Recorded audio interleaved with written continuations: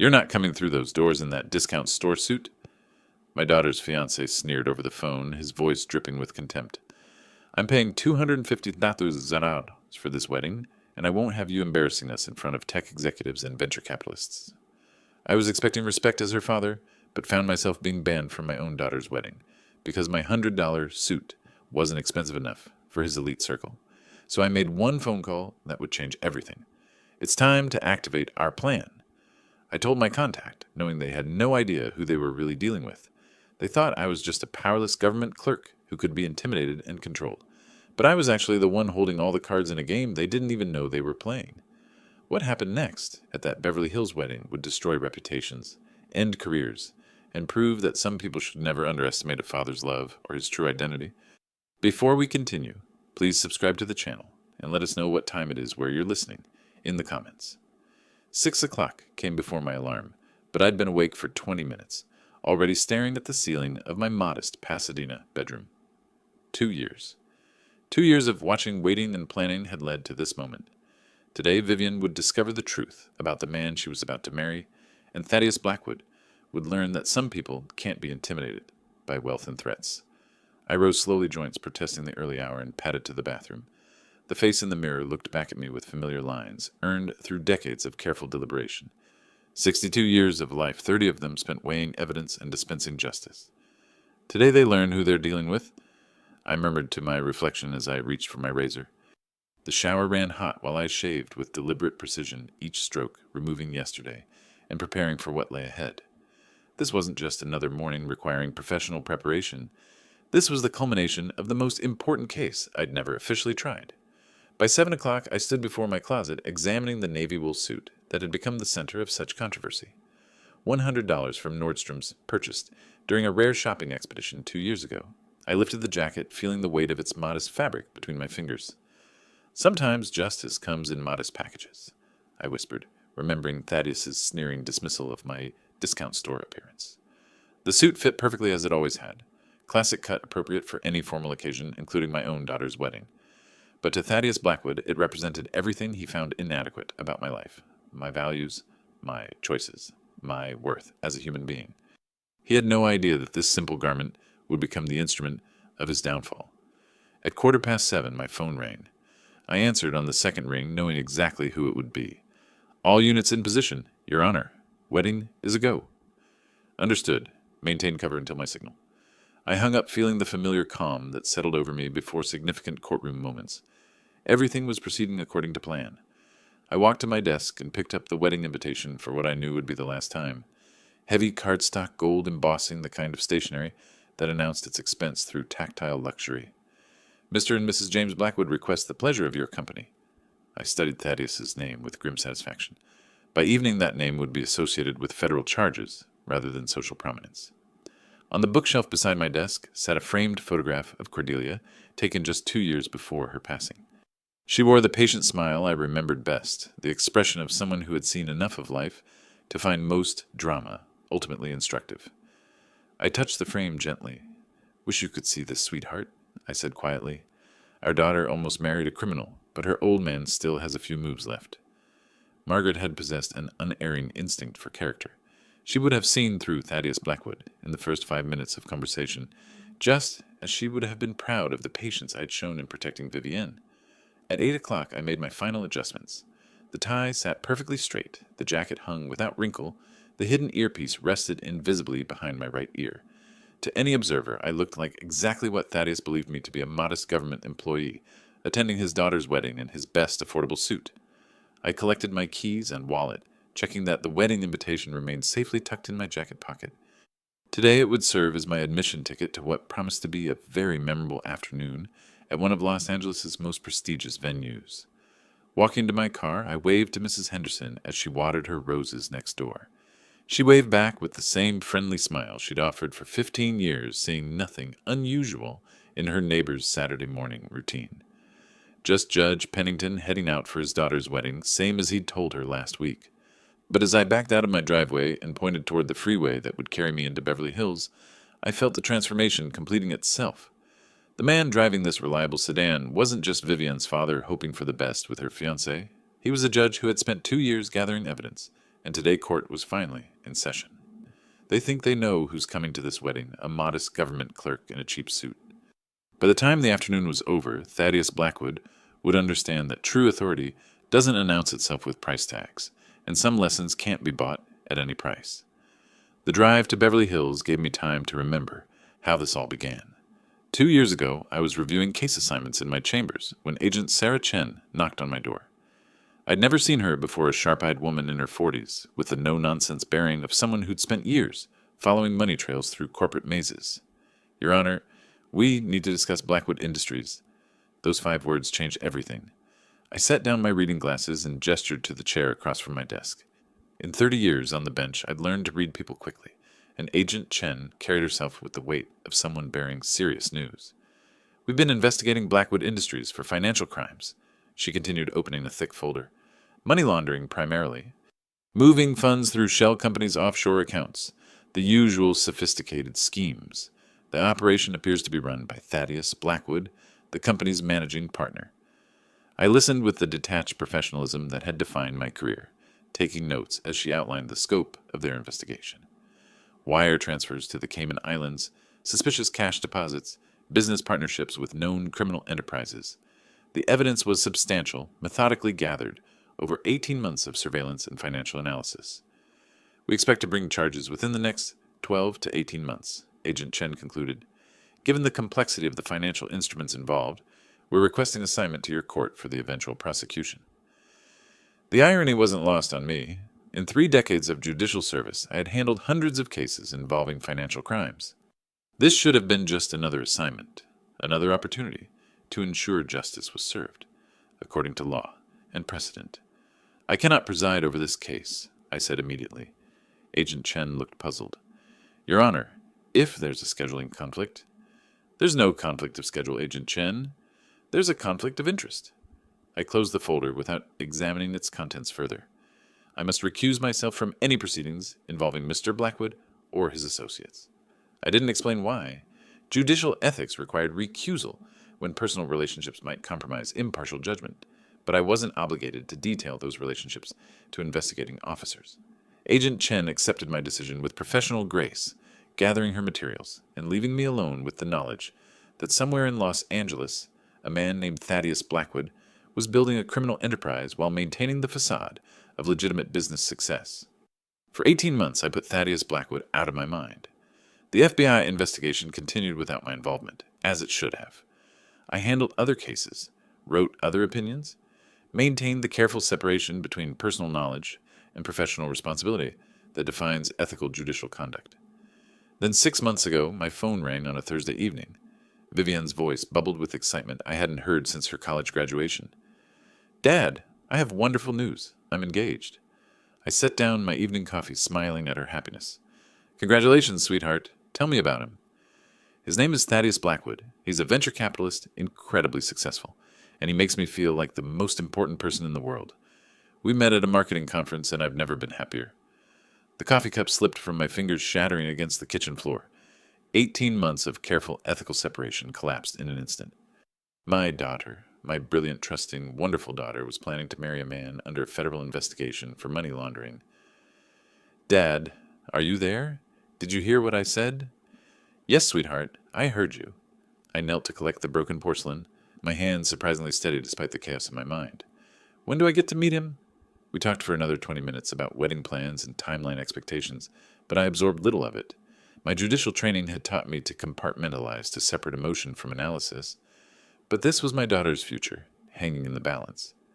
After we hung up, I sat in my kitchen for a long time, staring at the cleaned-up mess and weighing my options. I couldn't interfere with the FBI investigation that would violate every ethical principle I'd sworn to uphold.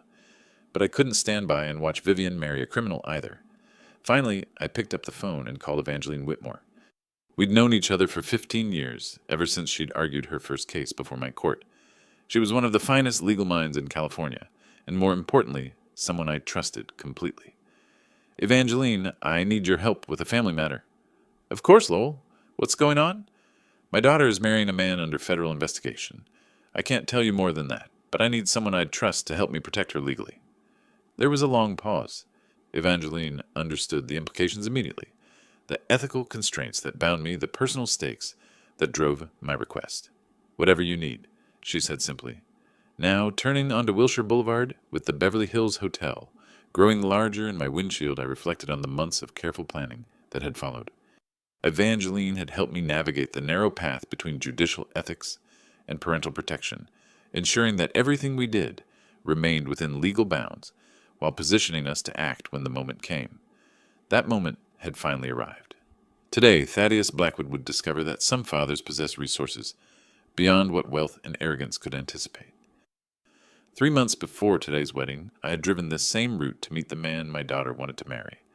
The GPS had guided me through increasingly affluent neighborhoods until I reached Thaddeus Blackwood's Beverly Hills mansion, a sprawling Mediterranean-style estate that screamed new money, with every manicured hedge and imported marble detail. I'd parked my modest sedan between a Maserati and a Tesla, feeling like an intruder in this temple of wealth. The front door alone probably cost more than my annual car payments. Its hand-carved mahogany framing beveled glass that caught the setting sun like diamonds. Vivian had answered the door herself, radiant in a cocktail dress that complemented her natural beauty. "Dad, I'm so excited for you to meet Thaddeus." She'd hugged me tight, whispering, "He's a little nervous about making a good impression." The dining room where Thaddeus held court was a monument to excess crystal chandeliers that belonged in Versailles artwork that suggested either sophisticated taste or expensive consultants, and a mahogany table that could have seated the Supreme Court, with room for clerks. Thaddeus himself stood at the head of it, all wine glass already in hand, despite the early hour. "Mr. Pennington," he'd approached with the calculated charm of someone accustomed to managing impressions. "Vivienne's told me so much about you. Please call me Thaddeus." His handshake was firm but brief, his eyes already cataloging my department store suit and modest appearance. I'd seen that look before in courtrooms, the quick assessment that placed me in whatever social category his prejudices required. The first glass of wine had loosened his tongue. By the second, he was holding forth about his business ventures with the confidence of someone who'd never encountered serious opposition. "The venture capital world is all about recognizing potential," he'd explained, gesturing expansively. "Separating the winners from from everyone else. Dad works for the state government," Vivian had interjected, trying to steer the conversation toward common ground. Thaddeus had paused mid-sip, wine-emboldened curiosity replacing polite interest. "Government work. What department?" "Administrative position," I'd replied, carefully maintaining the cover story Vivian and I had agreed upon years earlier. Too many family gatherings had been ruined by people who treated judges differently, either with excessive deference or transparent attempts at influence. "Ah!" The single syllable carried volumes of dismissal. "Well, steady work is important. Not everyone can handle the pressures of private sector success." By his third glass, the mask had begun slipping entirely. "Honestly, Eldon, where did you even find that suit?" "Some thrift store clearance rack." The words had hit me mid-sip of water, the crystal glass freezing halfway to my lips.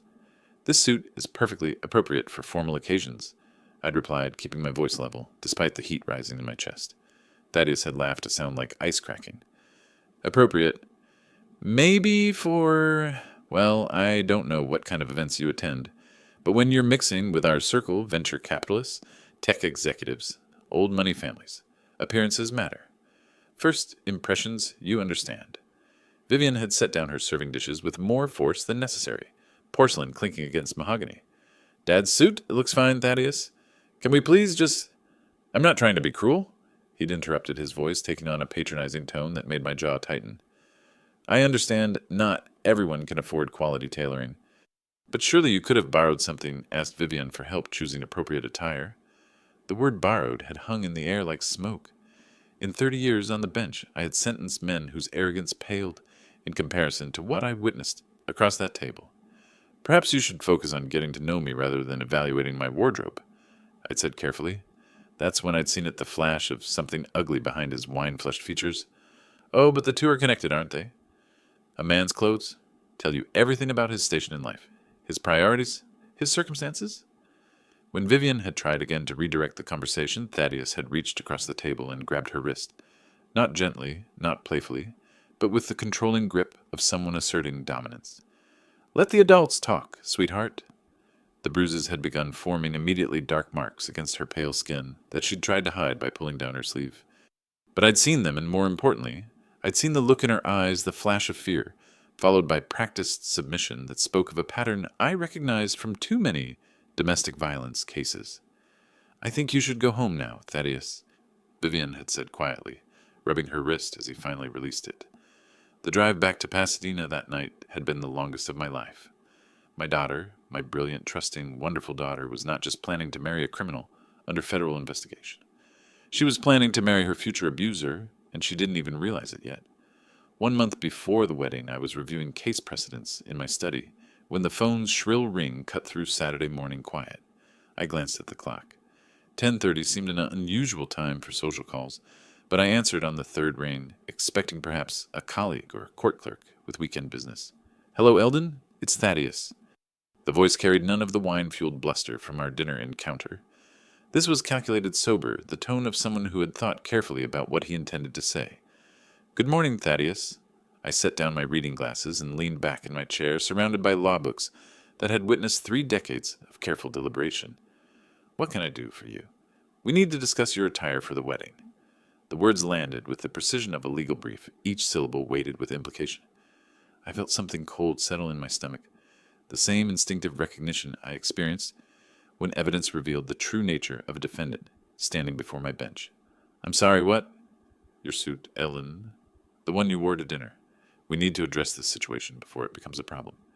His voice gained confidence as he continued the tone of someone who had worried about consequences overnight, but found his resolve. "There are going to be some very elite guests at this wedding. Tech executives, venture capitalists, old California families. First impressions matter enormously in these circles." I watched a neighbor's cat stalk through my backyard roses, patient, and focused on something I couldn't see.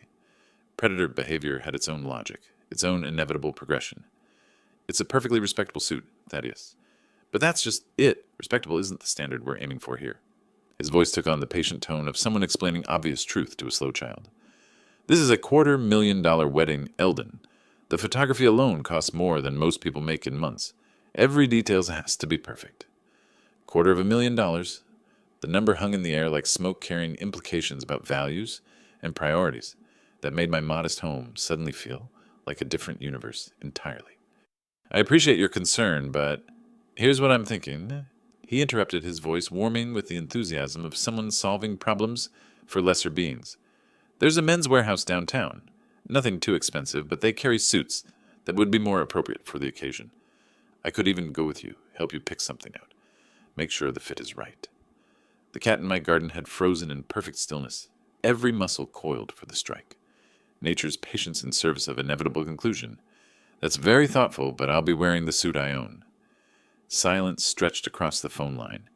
When Thaddeus spoke again, his voice had hardened with the particular frustration of someone accustomed to compliance.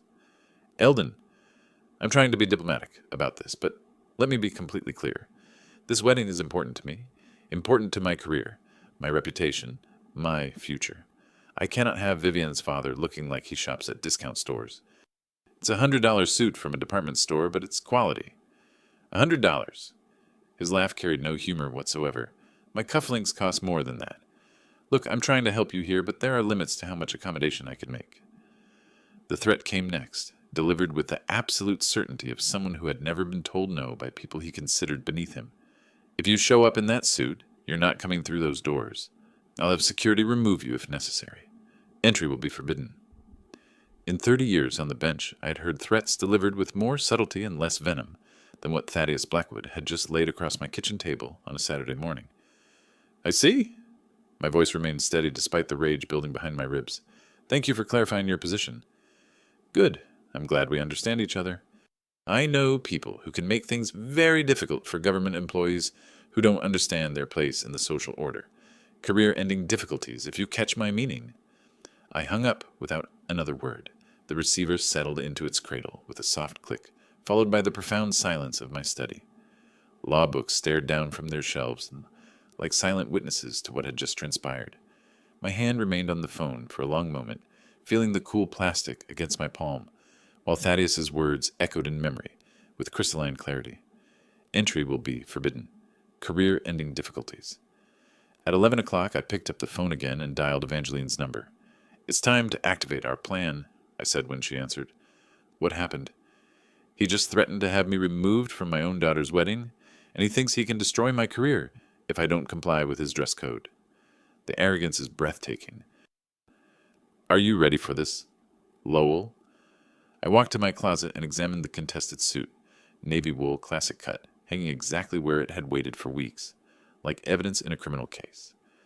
Sometimes the most expensive lesson comes in a $100 package, I said quietly. Yes, Evangeline, I'm ready. That same afternoon, I drove downtown to Evangeline's law office, a gleaming tower that housed some of California's most prestigious legal minds.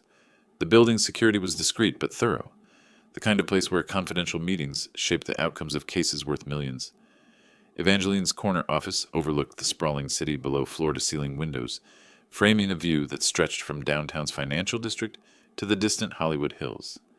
She'd built her career on cases that required both legal brilliance and absolute discretion, qualities that had made her invaluable in situations like this. Lowell.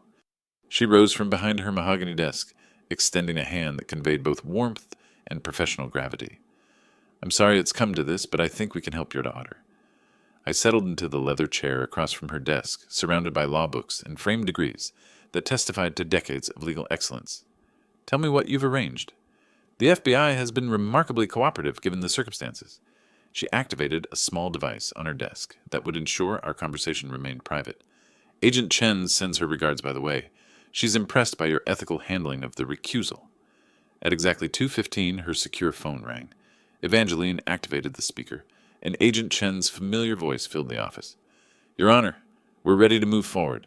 The investigation has reached a point where we have sufficient evidence for arrests, but we've been waiting for the right moment to execute warrants without compromising ongoing surveillance.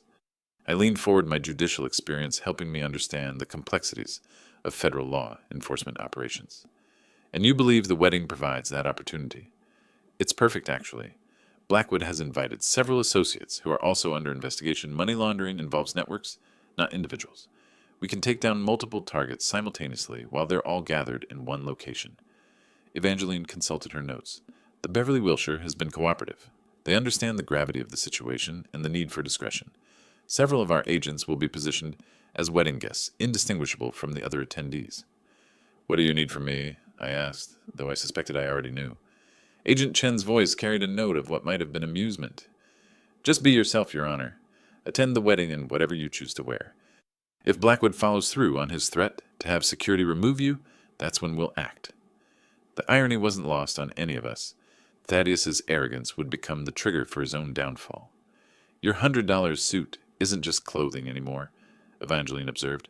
It's evidence of his character, proof of the prejudice and control that drive his criminal behavior. We spent the next hour reviewing contingencies and coordination details. FBI agents would be positioned throughout the venue, maintaining communication through discreet earpieces. Hotel security had been briefed and would cooperate fully with federal authorities. Even the wedding photographer was actually an FBI surveillance specialist, ensuring every moment would be documented for court proceedings. My role is straightforward, Evangeline explained. When the moment comes, I'll provide the identity revelation that gives context to everything that follows.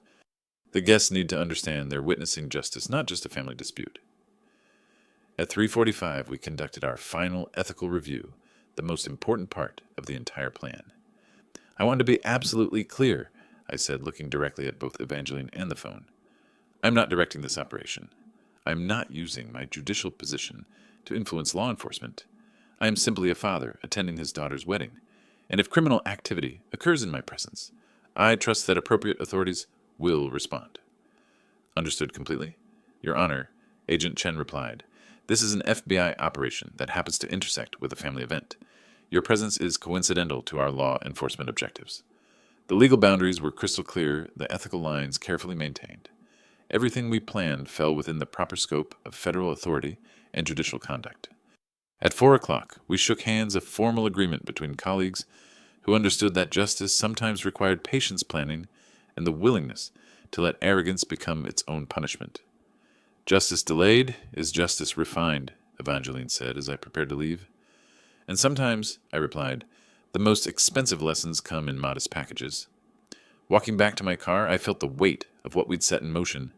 In 1 month, Thaddeus Blackwood would discover that real authority doesn't announce itself with price tags and some people can't be intimidated by wealth and threats.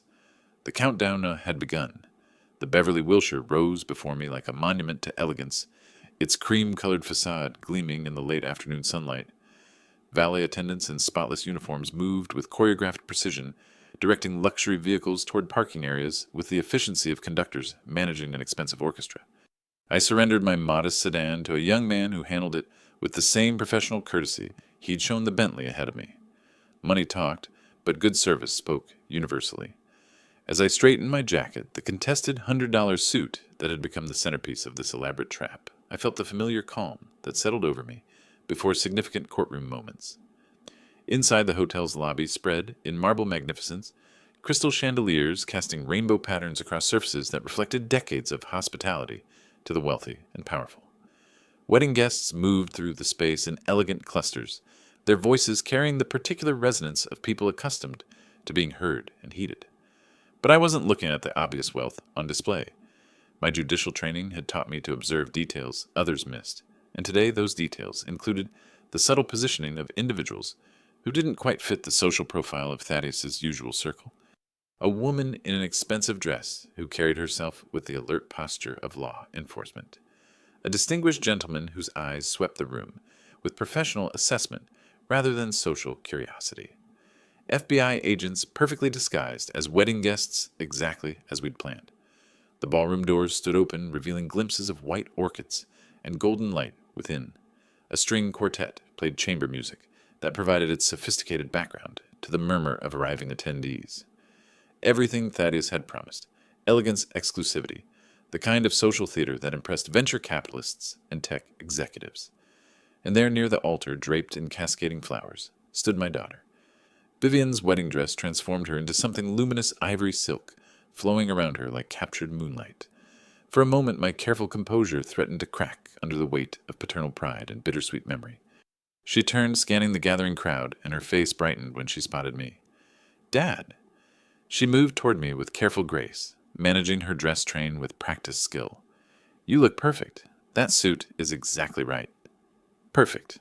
The word carried layers of meaning she couldn't possibly understand. As she hugged me, I noticed the careful makeup around her left wrist concealer, applied to hide bruises that had faded, but not entirely disappeared from Thaddeus's grip 3 months ago.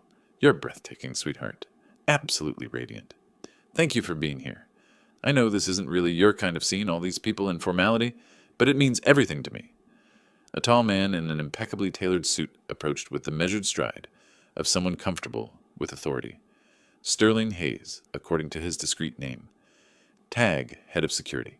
His eyes met mine briefly, and the almost imperceptible note he gave confirmed what I already knew: all units were in position. The next hour passed in a carefully choreographed dance of social interaction and strategic positioning. Tech executives and venture capital partners mingled with old California families, their conversations a mixture of business networking and wedding celebration. But scattered among them, invisible to casual observation, were federal agents, maintaining discreet communication through nearly invisible earpieces. I moved through the gathering with the measured pace of someone comfortable in formal settings, accepting introductions and making polite conversation while internally cataloging the tactical elements of our operation. The photographer capturing candid moments was actually FBI surveillance. The string quartet included a sound technician, monitoring communications. Even the flower arrangements had been positioned to provide optimal sightlines for observation and intervention. At 5:15, as the ceremony's start time approached, I noticed Vivian's growing nervousness. She kept glancing between me and the ballroom entrance, clearly worried about the interaction between her father and her fiancé. If only she knew that interaction had been carefully planned for months. "Dad," she said quietly, taking my arm, "Thaddeus can be a little intense sometimes, especially about appearances and social expectations. Please don't take anything personally if he seems..." "Sweetheart," I interrupted gently, "I understand exactly who Thaddeus is. Don't worry about me." At 5:25, with ceremony time imminent, Thaddeus Blackwood made his entrance. He moved through the crowd with the confident stride of a man on his own territory, surrounded by his carefully curated guests. His expensive tuxedo perfectly tailored his presence, commanding the attention he believed he deserved. But when his eyes swept the assembled gathering and landed on me, his expression shifted from social confidence to something harder, more calculating. Our eyes met across the elegant ballroom. and I saw the exact moment when he registered my presence, and more importantly, what I was wearing. The $100 suit that had triggered his ultimatum, the modest attire he'd threatened to have removed by security, the symbol of everything he found inadequate about my place in his social hierarchy. His jaw tightened with barely controlled anger, and he began moving in my direction with purposeful intent. The trap was about to spring. Thaddeus approached with the controlled fury of someone whose authority had been directly challenged. His expensive tuxedo couldn't disguise the rigid tension in his shoulders, the way his jaw worked as he processed the sight of me standing in his carefully orchestrated social theater, wearing the exact suit he'd forbidden. "I warned you about that suit." His voice carried enough edge to cut through the string quartet's gentle melody, drawing glances from nearby guests who had been making polite pre-ceremony conversation. The elegant gathering began to shift, sensing drama, unfolding near the altar, where moments before everything had been proceeding according to plan. Vivienne appeared at my side, her wedding dress rustling as she moved quickly to intercede. "Thaddeus, what's wrong? What are you talking about?" But he wasn't looking at her. His eyes remained fixed on me with the intensity of someone whose carefully constructed world was being challenged by forces he'd assumed he could control. "You were specifically told not to come dressed like that." His voice rose with each word, abandoning any pretense of discretion. "This is my wedding, my event, my rules." The murmur of conversation throughout the ballroom began to quiet, as more guests turned to observe what was clearly becoming a public confrontation. Tech executives and venture capitalists who had come to celebrate found themselves witnessing something far more dramatic than wedding vows. "Thaddeus, please." Vivienne tried again, her voice tight with embarrassment and confusion. "Can we discuss this privately?" "No, we cannot." He stepped closer, his voice now carrying clearly across the elegant space. "Your father was given explicit instructions about appropriate attire for this occasion. He chose to ignore those instructions, and now there will be consequences." I maintained the same calm demeanor that had served me through 3 decades of courtroom confrontations, watching as Thaddeus revealed his true character to an audience of his peers. Sometimes the best strategy was simply allowing someone enough rope to complete their own downfall. "Security." Thaddeus raised his hand with the imperious gesture of someone accustomed to commanding immediate attention. "I need security here, immediately." Sterling Hayes appeared with professional efficiency, moving through the crowd with the controlled urgency of someone trained to handle delicate situations involving wealthy clients. His expression remained perfectly neutral as he approached, giving no sign of the coordination we'd spent weeks planning. "What seems to be the problem, sir?" This man, Thaddeus gestured at me with undisguised contempt, was specifically instructed not to attend this event wearing inappropriate attire. He has chosen to ignore those instructions, and I want him removed from the premises immediately. The gathered wedding guests had formed a loose circle around our confrontation, their conversations forgotten as they witnessed what appeared to be a groom having his future father-in-law ejected from the ceremony. The absurdity of the situation wasn't lost on anyone present, but Thaddeus seemed oblivious to how his behavior appeared to observers. Sterling's professional gaze moved from Thaddeus to me, conducting the kind of assessment that security personnel perform dozens of times daily. His eyes took in my navy suit, my calm demeanor, my complete lack of concern about the threats being made against me. "Sir, I understand your concerns about the dress code, but I'm afraid I cannot remove this gentleman from the premises." Thaddeus blinked clearly, expecting immediate compliance.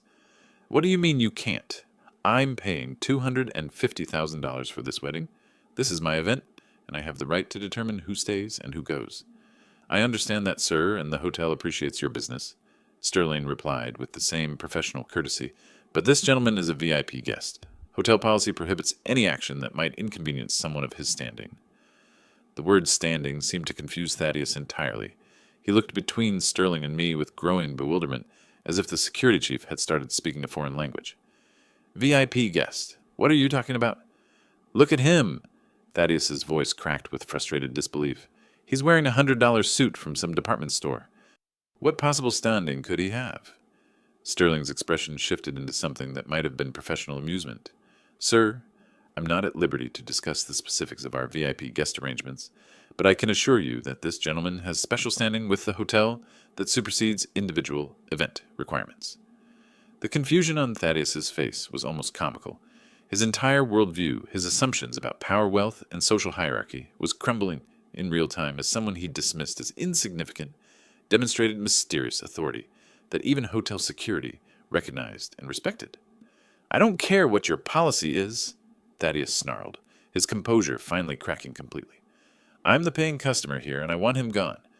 But Sterling remained unmoved, his professional stance now carrying undertones of warning that suggested Thaddeus was venturing into dangerous territory. I'm sorry, sir, but this gentleman's standing with the hotel cannot be overridden by event arrangements. I would strongly recommend allowing the ceremony to proceed as planned.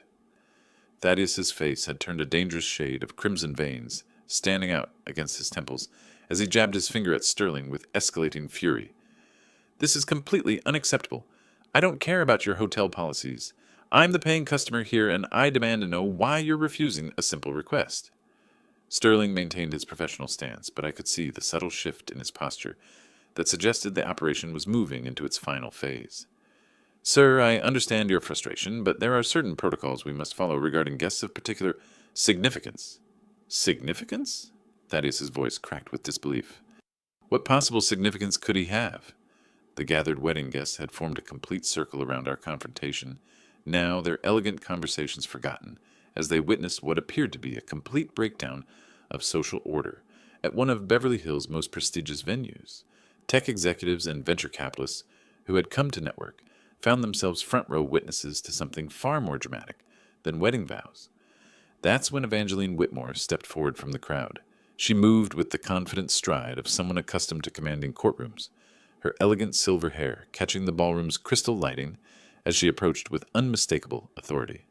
The murmur of confused conversations quieted as more guests recognized that someone of obvious importance was about to speak. I believe I can explain the situation, she said, her voice carrying the clear resonance of someone trained in legal advocacy. Thaddeus whirled toward her, desperation making him grasp at any explanation that might restore his sense of control. Who are you? What do you know about this? Evangeline smiled with the particular satisfaction of someone delivering a perfectly timed revelation. I'm Evangeline Whitmore, senior partner at Whitmore, Sterling and Associates. I've had the honor of practicing before this gentleman's court for 15 years. She gestured toward me with obvious respect, and I felt the familiar calm that preceded significant judicial moments settle over me completely. Allow me to introduce Chief Justice Lowell Pennington of the California Supreme Court, the highest judicial officer in the state of California. The words landed like a physical blow across the assembled gathering. Conversations stopped mid-sentence. Crystal glasses paused halfway to lips. The elegant social machinery of Thaddeus's carefully orchestrated wedding ground to a complete halt as every person in the ballroom processed what they had just heard. Chief Justice. The title carried weight that transcended social hierarchies, commanded respect that couldn't be purchased with venture capital success or old money connections. These were people who understood power in all its forms, and they recognized immediately that they had been witnessing someone insult the most respected judicial figure in California. Thaddeus's face went completely white, the color draining from his features, as the magnitude of his situation began to dawn. His mouth opened and closed soundlessly, his wine-addled brain struggling to reconcile the modest man in the $100 suit with the title he'd just learned. Chief Justice, he whispered, his voice barely audible. But the revelations weren't finished. Sterling Hayes reached inside his jacket and withdrew a leather credential case, flipping it open to reveal the distinctive badge and identification of a federal agent. FBI, he announced, his voice carrying clearly across the stunned gathering. Mr. Blackwood, you're under arrest for conspiracy, money laundering, and wire fraud. The transformation was instantaneous and complete. Wedding guests who had been enjoying champagne and canapes suddenly found themselves witnessing a federal law enforcement operation. Sterling's professional courtesy disappeared, replaced by the authoritative demeanor of someone executing a carefully planned arrest. Around the ballroom, other guests began revealing themselves. The distinguished woman in the expensive dress showed her badge. The gentleman who'd been making conversation near the bar stepped forward with handcuffs. The photographer lowered his camera to reveal FBI identification. You have the right to remain silent. Sterling continued applying handcuffs with practiced efficiency as Thaddeus stood frozen in shock. Anything you say can and will be used against you in a court of law. You have the right to an attorney. The Miranda warning continued as other agents moved through the crowd, identifying and arresting several of Thaddeus's associates who had been under surveillance as part of the broader money laundering investigation. What had been an elegant wedding celebration became a coordinated law enforcement operation, executed with the precision that comes from months of careful planning. Vivian stood beside me, her wedding dress rustling as she processed the complete transformation of her special day. But when she looked at me, I saw not embarrassment or anger, but something that might have been relief mixed with dawning understanding. "Dad," she whispered, "how long have you known?" I took her hand, gently watching as federal agents led her former fiancé toward the ballroom's exit in handcuffs. "From the moment he showed me who he really was, sweetheart. A father's job is to protect his daughter even when she doesn't realize she needs protecting." The $100 suit had served its purpose perfectly, not as clothing, but as the bait that had allowed Thaddeus Blackwood's arrogance to spring the trap that would ensure justice was finally served. 1 week later, I stood in my bedroom closet, carefully hanging the navy wool suit that had become so much more than a simple piece of clothing. The fabric showed no signs of wear from its starring role in what the newspapers were calling the wedding sting of the decade. I smoothed the jacket's lapels with something approaching reverence. This $100 purchase had proven its worth in ways no expensive garment ever could. At 9 o'clock, Vivian arrived with coffee and the morning paper, her face brighter than I'd seen it in months. The weight of an unhealthy relationship had lifted from her shoulders, replaced by the clarity that comes from understanding how close she'd come to a terrible mistake. "The Los Angeles Times gave it front-page coverage," she said, settling into the chair across from my desk, where we'd shared countless conversations over the years. "Federal judge protects daughter in elaborate wedding day sting." She looked up with a mixture of pride and amazement. "Dad, you're famous. Infamous, more likely." I accepted the coffee, gratefully inhaling the familiar aroma that had anchored so many of our morning talks, though I suppose there are worse things than being known for protecting one's daughter. We sat in comfortable silence for a moment, the kind of peaceful quiet that only comes after a crisis has been weathered and wisdom has been earned through experience. "I keep thinking about all the signs I missed," Vivian said quietly. "The way he talked about people that control issues. Even that night he grabbed my wrist. I told myself it was just stress, that he was really a good person underneath." "You saw what you wanted to see, sweetheart. That's not a character flaw. It's evidence of a generous heart. The problem was never your judgment. The problem was his character." The phone rang at 9:30, interrupting our reflection. Judge Patricia Morrison from the appellate court, calling to congratulate me on what she called the most creative application of judicial patience in California history.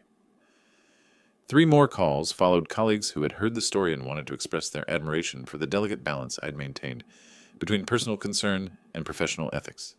"They're all saying the same thing," I told Vivian after the 4th call, "that they've never seen someone wait so long to spring such a perfect trap." "Is that what it was, a trap?" I considered the question carefully, the way I'd learned to weigh evidence and testimony over 3 decades on the bench. Not a trap exactly, more like creating space for someone to reveal their true nature. Thaddeus trapped himself with his own arrogance. I just provided the opportunity. At 9:45, Vivian asked the question I'd been expecting. "Do you think I'll ever trust my judgment about men again? I mean, if I could be so wrong about someone I was planning to marry." I set down my coffee and looked at my daughter, really looked at her.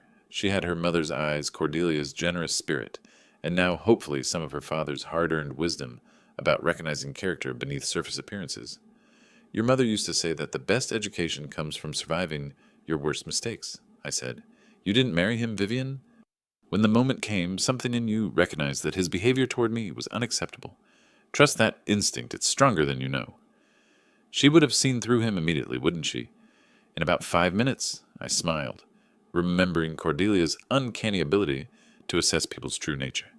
"But she also would have been proud of how you handled yourself once you understood what was happening. You chose your family over social pressure. That takes courage." At 10:15, I shared something I'd been thinking about all week. "You know, in 30 years of judicial service, I've learned that justice isn't always about punishment. Sometimes it's about protection. Sometimes it's about creating consequences that teach important lessons. And sometimes it's about patience, waiting for the right moment to act. Like waiting until he threatened to have you thrown out of my wedding. Exactly. His arrogance became the instrument of his own downfall. The $100 suit wasn't really about the money, sweetheart. It was about respect, dignity, and the dangerous assumption that wealth grants someone the right to judge others." Vivian reached across the desk and took my hand. "You taught me that true worth isn't measured in dollars, but in character. I won't forget that lesson. And I learned something too," I admitted, "that being a father doesn't end when your children become adults. Sometimes the most important protection you can provide is the kind they don't even know they need." At 11 o'clock, as Vivian prepared to leave, She paused at my study door. What happens now, Dad? I mean, with everything. I looked around my study, the law books that had guided my career, the family photographs that had sustained my heart, the modest home that had provided its sanctuary through all of life's storms. Now we move forward, wiser than we were before. You'll meet someone worthy of your generous heart, and I'll continue doing what I've always done, trying to ensure that justice prevails, one case at a time. Sometimes the most expensive lessons come in $100 packages, I added, glancing toward the closet where that remarkable suit hung waiting for its next formal occasion. Vivian laughed, the first truly joyful sound I'd heard from her in months. I love you, Dad. I love you too, sweetheart. That's why the suit was worth every penny. This story teaches us that true character isn't measured by the price of our clothes, but by how we treat others when we think no one important is watching. Sometimes God puts us in situations where patience becomes our greatest weapon and wisdom our strongest defense. Like many betrayal stories we hear, this reminds us that those who judge others by appearances often reveal their own moral bankruptcy. Grandpa's stories like this one show us that protecting our loved ones sometimes requires strategic thinking and divine timing. When Thaddeus threatened to exclude a father from his own daughter's wedding, he had no idea he was challenging someone whose authority came not from wealth, but from decades of serving justice. God has a way of ensuring that arrogance meets its match, and that those who abuse their power eventually face consequences. The most powerful betrayal stories often involve family, but this tale proves that real family stands together when it matters most. Grandpa's stories teach us that experience and patience can overcome any amount of money or social status. Through God's grace, Lowell's humble $100 suit became the instrument that saved his daughter from a lifetime of abuse and criminal association. Remember, respect is earned through character, not purchased through commerce. Sometimes the most expensive lessons come in the most modest packages, and Grandpa's stories remind us that wisdom always triumphs over wealth when guided by divine justice. What betrayal stories have taught you the most about recognizing true character? Share your thoughts in the comments below. Hit that subscribe button to join our community of wisdom seekers, and don't forget to ring the notification bell so you never miss these powerful life lessons that could protect someone you love.